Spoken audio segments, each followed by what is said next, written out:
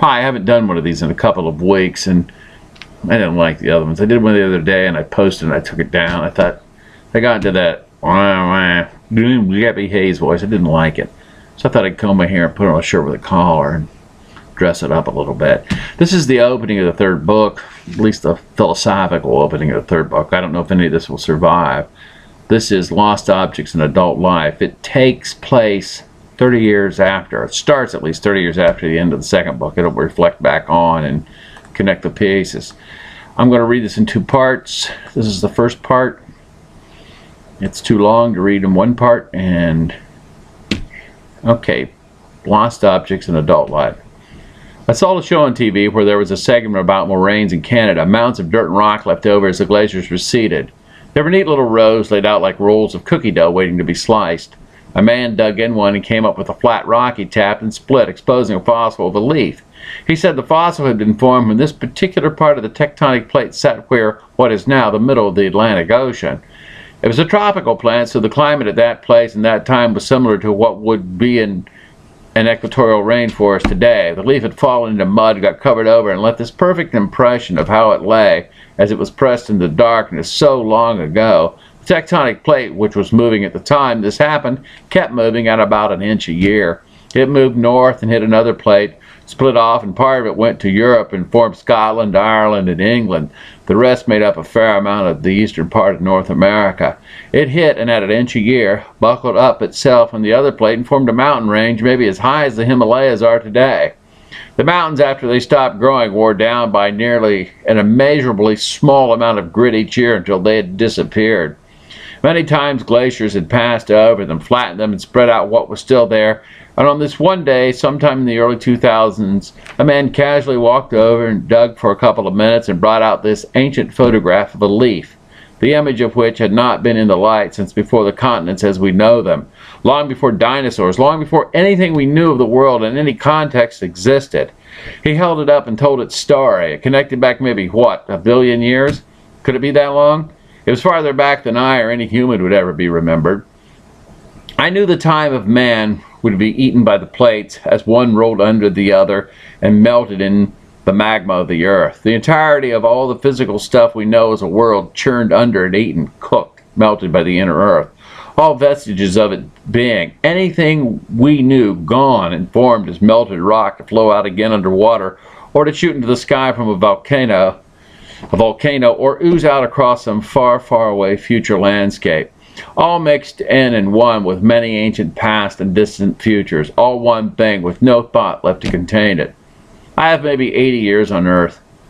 I have a shot at about that, but when the cat pisses on the carpet or my favorite TV show is a rerun, I cannot reconcile those minor things to a tiny, tiny space and a tiny, tiny life, my age of the dinosaurs possibly as it is in comparative amounts of time, if my life were laid out next to that of our planet.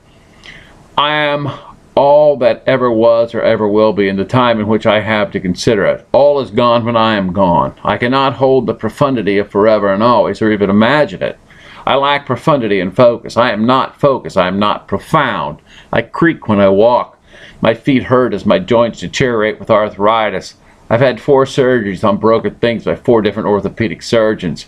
So many and popular are my conditions that the surgeons specialize in specific body parts. I imagine their education, years in school, top-notch schools with the brightest and best students, getting a broad range of information and skills, and then spending 40 years standing at a spot and operating on the same joint in thousands of bodies, day after day. I just do knees.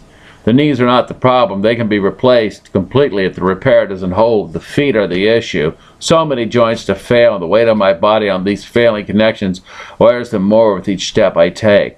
I've had a handful of bone spurs removed from my feet. The scars are depression, ditches along each foot. I am wearing orthotics and deck shoes. Endless summer, beach boys. Bone spurs are the body's reaction to a failed joint, trying to grow bone to fill in. Hold steady a joint that has been worn flat and made loose and useless by its deterioration. They are jagged-ass, sharp stones growing from the bones that do nothing but remind me that evolution is an imperfect process. The surgeons open my feet and they ground these down with a Dremel, a tool like I have in my garage. A small grinding stone was stuck on the end of This thing, a person can hold in one hand. A few seconds of touching this to the spur and it disappears in smoke and dust. Van Morrison, old and irrelevant. Van Dyke Parks, forgotten. The hooker and breakfast at Tiffany's, transformed into sad class. James Taylor, bald with an old man's gummy voice. Vonnegut, a dead hero, hardly imagined in the way he was before. Kerouac, all but forgotten, and when remembered, it is as a footnote to some movement with 3 or 4 phrases used to control it. When we were young, when they were young. How did we know them young? How did we know them when we were young? How were they discovered? Against what reality were they laid and dissected? Why does the Kingston Trio sound like background music in a laxative commercial on TV? When did they stop meaning the civil rights movement, the end of the Vietnam War? My youthful shout against the world is now my head up my ass. Remember when Dick Cavett would have a rock star on his show and he'd wear a turtleneck with his jacket?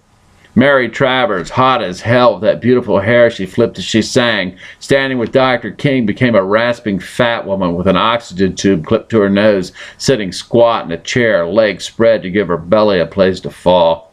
The only ones who are pretty and escape the decay are those who died young. They became perfect and too young for me, loving a page from an ad in an old magazine. All right, we'll go on to part 2.